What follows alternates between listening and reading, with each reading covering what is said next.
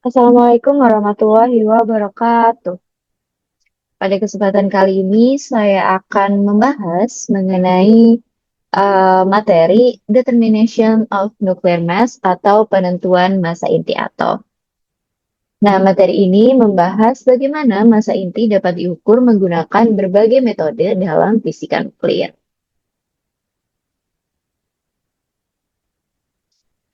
Nah, kita masuk ke mengapa massa inti itu penting. Nah, massa inti itu merupakan besaran yang penting dalam fisika nuklir, karena hampir semua perhitungan dalam fisika nuklir berkaitan dengan massa inti. Nah, dari massa inti kita bisa mengetahui energi yang dihasilkan suatu reaksi nuklir, mengetahui isotop suatu unsur, bahkan menentukan umur benda purbakala menggunakan radioisotop. Nah, massa inti juga penting karena berperan penting dalam aplikasi medis dan industri nuklir. Nah, apa sih hubungan antara massa atom dan massa inti? Jadi, massa inti tidak dapat diukur secara langsung karena elektron sulit dipisahkan seluruhnya dari atom. Karena atom masih memiliki elektron, maka yang biasanya diukur adalah massa atom atau ionnya. Untuk memperoleh massa inti, massa elektron dan energi ikat elektronnya dikurangi terlebih dahulu. Nah, hubungan massa atom dan massa inti itu kita bisa tulis ke dalam persamaan ini. Mn sama dengan Ma min Zme plus Bz. Dengan Mn adalah massa inti, Ma adalah massa atom, Me adalah massa elektron, dan Bz adalah energi ikat elektron.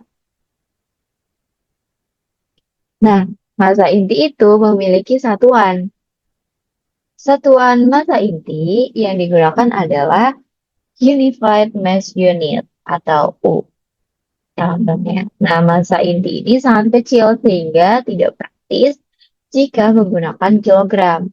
Oleh karena itu, kita gunakan satuan U. Nah, satu U itu sama dengan 1,66043 kali 10 pangkat minus 27 kilogram atau setara dengan 931,48 MeV per C kuadrat.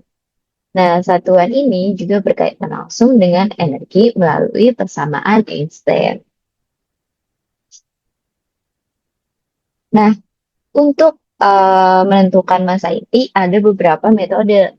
Nah, yang pertama, metode mass spectroscopy. Yang kedua, accelerator mass spectrometry atau AMS. Yang ketiga, nuclear mass from reaction data. Yang keempat, nuclear mass from decay data. Dan yang terakhir, ada penetrant. Tapi metode yang paling umum digunakan adalah mass spectroscopy dan reaction data. Namun, pada penjelasan di video kali ini, saya akan berfokus pada metode mass spectroscopy, accelerator mass spectrometry atau MS, nuclear mass from reaction data, dan sedikit tentang nuclear mass from decay data. Oke, nah kita masuk ke metode pertama, yaitu mass spectroscopy. Metode ini adalah metode pemisahan ion berdasarkan rasio massa terhadap muatan.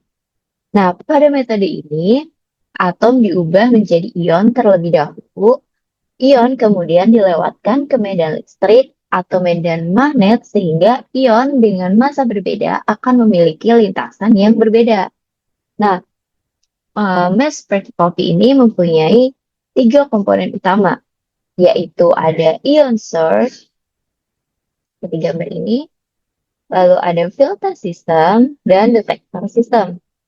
Nah, metode ini berfungsi untuk menentukan massa inti, memisahkan isotop, dan mengetahui kelimpahan isotop.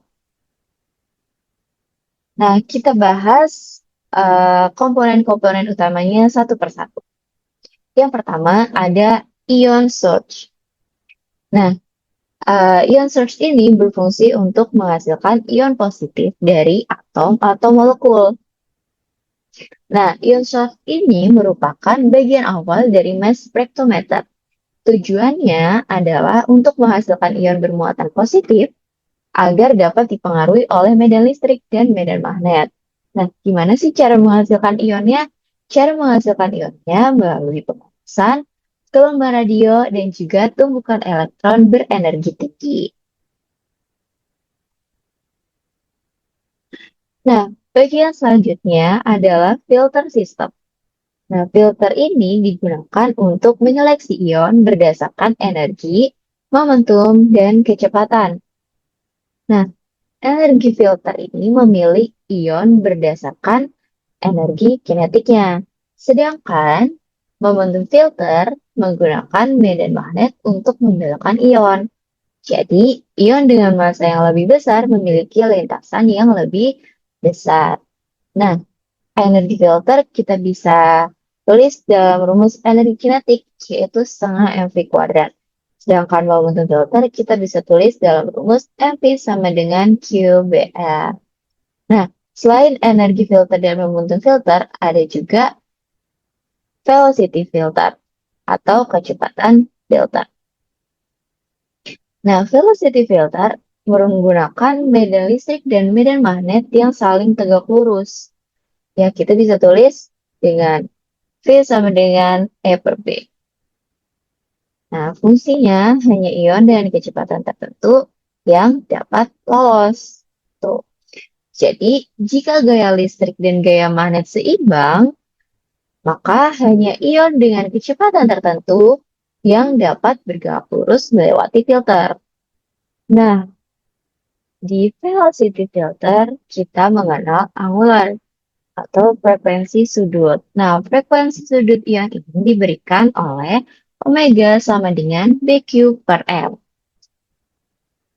Nah, ion dengan massa berbeda memiliki frekuensi berbeda ketika bergerak dalam medan magnet.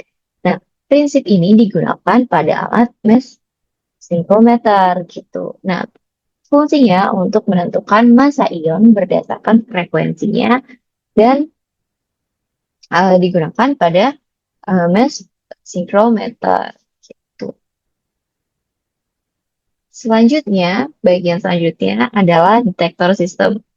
Nah, di bagian komponen terakhir ini, detektor itu digunakan untuk mendeteksi ion yang telah dipisahkan.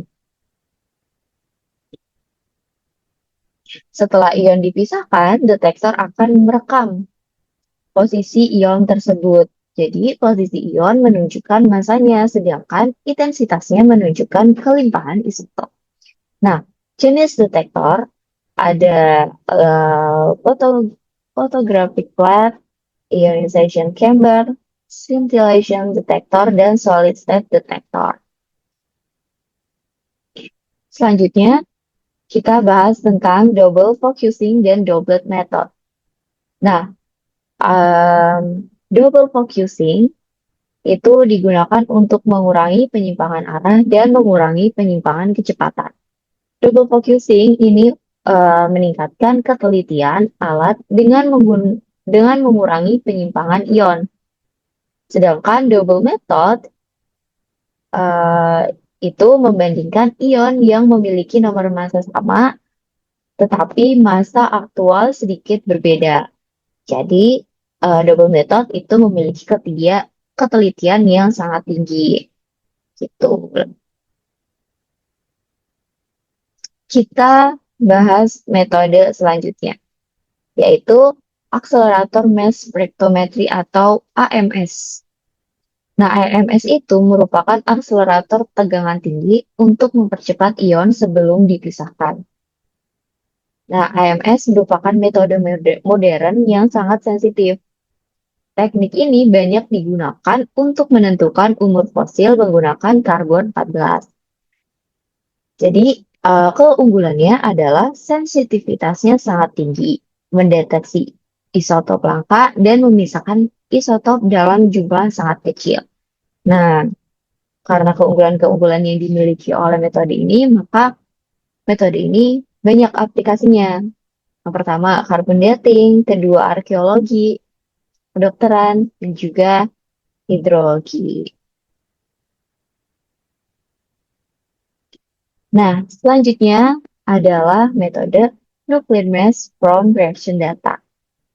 Nah, energi reaksi inti itu disebut dengan nilai Q. Kita bisa cari nilai Q dengan rumus sebagai berikut ini. Nah, ada dua jenis reaksi. Nah, pertama ada exoergic reaction dan endoergic reaction. Nah, jika massa awal lebih besar daripada massa akhir, maka selisih massa berubah menjadi energi. Reaksi seperti ini disebut dengan exoergic reaction. Sedangkan kalau Q kurang dari 0, maka memerlukan energi tambahan. Metode selanjutnya adalah nuclear mass from decay data. Nah, massa inti juga dapat ditentukan dari energi peluruan radioaktif seperti peluruan alfa, peluruan beta, dan juga peluruan pion. Pada peluruan radioaktif, sebagian massa berubah menjadi energi kinetik partikel hasil peluruhan. Nah, selanjutnya kita masuk ke contoh soal dan penyelesaian. Nah, kalau kita punya soal seperti ini, diketahui reaksi inti adalah sebagai berikut ini. Nah, diketahui masanya segini. Kita disuruh untuk menentukan massa neutron. Gimana caranya? Pertama, kita menggunakan persamaan nilai Q yang kita udah bahas di awal tadi. Nah, karena massa neutron berarti Mn sama dengan M2 hidrogen plus M3 hidrogen dikurangi M4 helium dikurangi Q. Karena 1U sama dengan 931,5 MeV, maka kita ubah dulu nih nilai Q-nya. Kan tadi kita ketahui ya nilai Q-nya di sini 17,3. Kita ubah ke U dulu. Jadi 17,3 dibagi 931,5 MeV. Jadi kita dapat nilai Q-nya 0,01857 U. Setelah itu kita substitusi ke rumus yang tadi ya, yang kita dapat. Nah, Mn sama dengan ini kita masukin kan tadi kita udah ada nih masa-masanya. Kita masuk-masukin aja. Nih, masa-masanya kan tadi udah diketahui. Kalau dua hidrogen itu segini, tiga hidrogen itu segini, empat helium itu segini. Kita masukin ke sini. Nih, dan ini. Ya, kita masukin nilai Q yang udah kita ubah tadi ya. Jadi segini. Maka kita bisa dapat nilai massa neutronnya yaitu 1,008869 U. Seperti itu. Dan kita lanjut ke contoh soal yang selanjutnya nih. Kalau kita disuruh untuk menentukan nilai Q untuk reaksi berikut dalam satuan Unified Mass Unit dan MeV. Kita ada reaksinya di sini, reaksinya seperti ini ya. Nah, diketahui data double mass-nya kayak gini. Kita cari gimana caranya. Nah, reaksinya kan tadi yang dari soal seperti ini ya. Nilai Q itu diperoleh dari selisih massa sebelum dan sesudah reaksi. Maka Q itu eh, massa awal dikurangi massa akhir dikali C kuadrat. Seperti rumus yang contoh soal satu tadi. Nah, dari data kan tadi diketahui reaksinya yang ini diketahui. Tertulis di ini, ya kan? Nah, karena dua hidrogen itu kan di sini kita pindah ruas ya. Jadi dua hidrogen sama dengan 2 kali satu hidrogen dikurangi 0,0153 U. Ini cuma pindah ruas saja. Nah, maka masa awalnya kan tadi yang kita ini masa awalnya kan 14 nitrogen plus 2 hidrogen ya.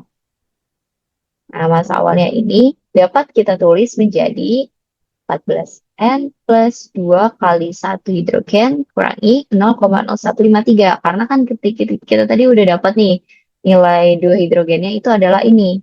Kita substitusikan ke sini. Nah, habis itu kita kelompokkan. Kita kelompokkan. Nah, jadi seperti ini gitu. Nah, setelah itu kan tadi um, kita di sini 14N plus 14 nitrogen plus satu hidrogen itu sama dengan 15 nitrogen plus 0,01074. Dari mana? Dari sini.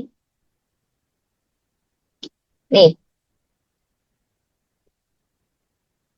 jadi ini cuma pindah ruas aja. Jadi kita dapat 14 nitrogen plus satu hidrogen itu sama dengan 15 nitrogen ditambah 0,01074 U.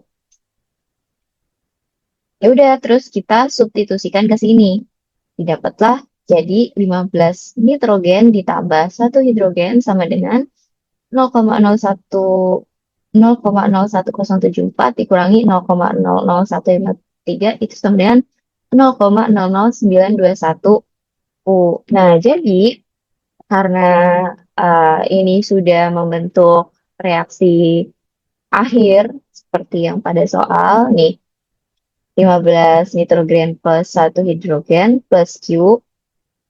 Berarti karena udah bentuknya kayak gini, berarti ininya Q dong, ya kan? Seperti reaksi akhirnya gitu. Jadi ini Q-nya kita ubah ke MeV dengan dikali 931,48. Jadilah kita mendapatkan nilai Q-nya adalah sebesar 8,53 MeV. Oke, oke, mungkin itu dulu yang bisa saya sampaikan pada video kali ini. Apabila ada yang mau ditanyakan dan masih bingung, bisa ke kolom komentar. Terima kasih, sampai jumpa. Assalamualaikum warahmatullahi wabarakatuh.